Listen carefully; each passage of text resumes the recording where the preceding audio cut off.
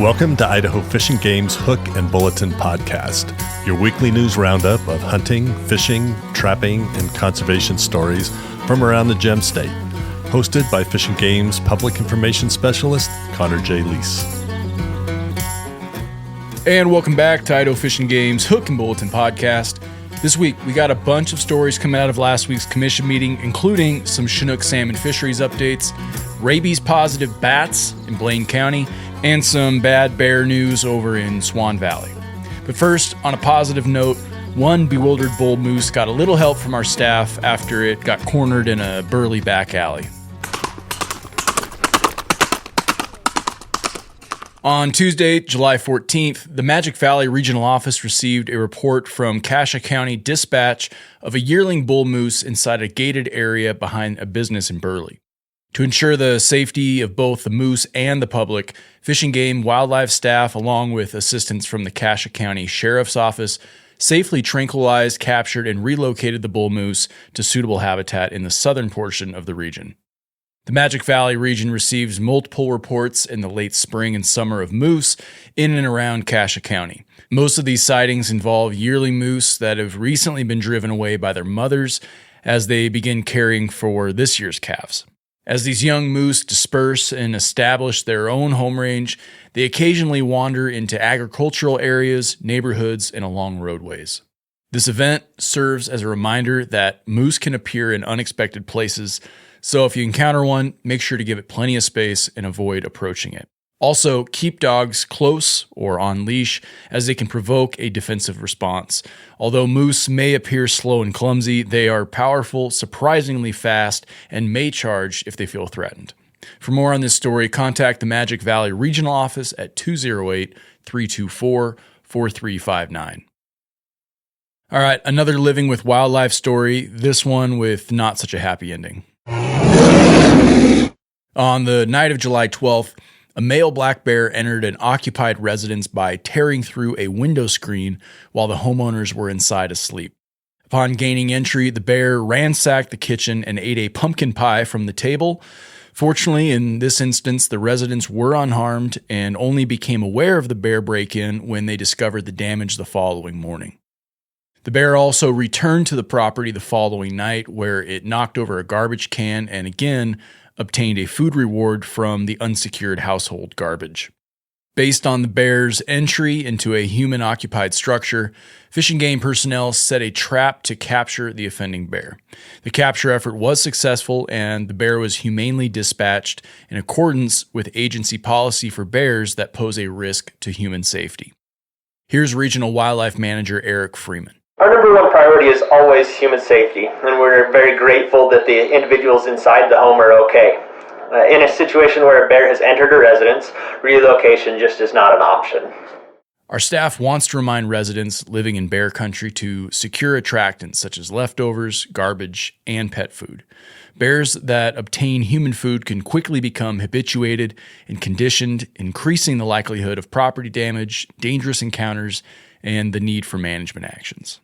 For more information on living responsibly in bear country or to report wildlife concerns, please contact the Fish and Game Upper Snake Regional Office at 208-525-7290. All right, moving on to some bat news.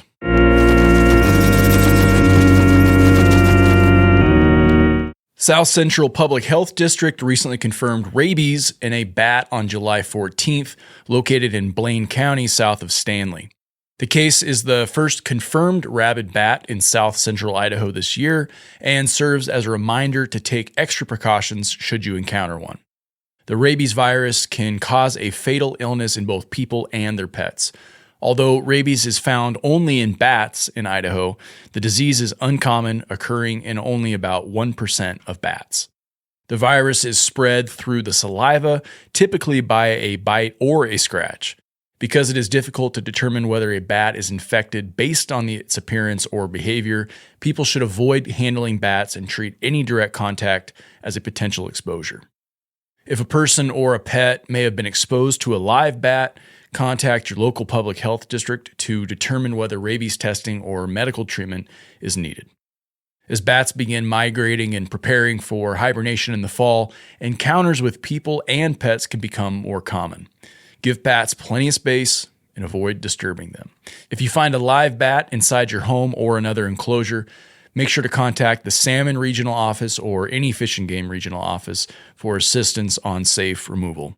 If you're living in Lemhi and Custer counties, be sure to contact Eastern Idaho Public Health at 208-533-3152. Blaine County residents should contact South Central Public Health District at 208-737-5912. Hit the link if you want to learn more.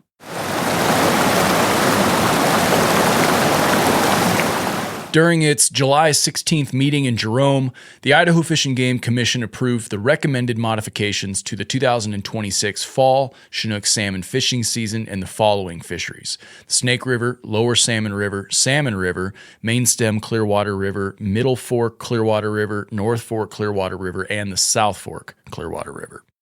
The total daily bag limit remains at 3 adult fall Chinook. However, the number of unclipped adult fall Chinook salmon that may be kept as part of the daily bag limit was changed to allow 1 unclipped adult fall Chinook salmon to be kept per day.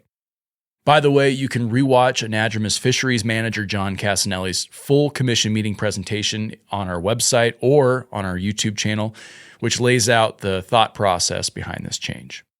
Here's Anadromous Fisheries Coordinator Chris Sullivan. The bag limit modification was necessary because the forecasted number of wild fall Chinook for 2026 is lower than we have seen in recent years. The bag limit modification will still allow anglers to keep an unclipped adult fall Chinook, but should not result in harvest that exceeds the limits set by the Endangered Species Act, which could close the fisheries entirely. Remember, anglers, fall Chinook salmon seasons open on August 18th. Make sure you check our website for updates as the season approaches. For more information, be sure to check out the Chinook salmon fishing webpage. Links down in the show notes. Pretty light week this week. That's all I got for top stories. Let's hit the rapid fire bulletin. Hey, in case you missed it, you can watch or listen to the full July 16th commission meeting that took place in Jerome. If you prefer, you can watch each individual presentation and action item over on our YouTube channel. Or, if you're looking for a casual listen while you're driving around, jump back to episode 120 of the Hook and Bulletin podcast. Both options include timestamps, so you can jump exactly to the spot you want to catch up on. Speaking of said meeting, the Commission also awarded $100,000 to over a dozen organizations in every region to help support projects that enhance fish and wildlife habitat, populations, or benefit education and recreational opportunities associated with hunting, fishing, trapping, and other wildlife recreation. To see the full list of regional and statewide challenge grant recipients, hit the link in the show notes. Welcome to the Idaho Record Fish Book's Timothy Hicks. Hicks was fishing on Lake Ponderay on June 13th when he landed a 49 3/4 inch northern pike. The Post Falls anglers' pike beat out the previous catch and release record caught by Scott Blanick in 2020. Timothy's pike was a mere 3/4 inch longer, earning himself the top spot in the record fish books. To see a picture of this pike for yourselves, go to our website.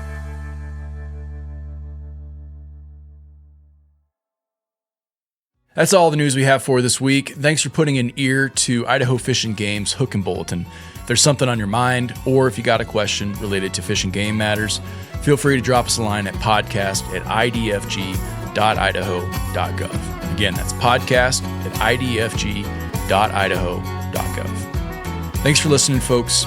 We'll catch you next week.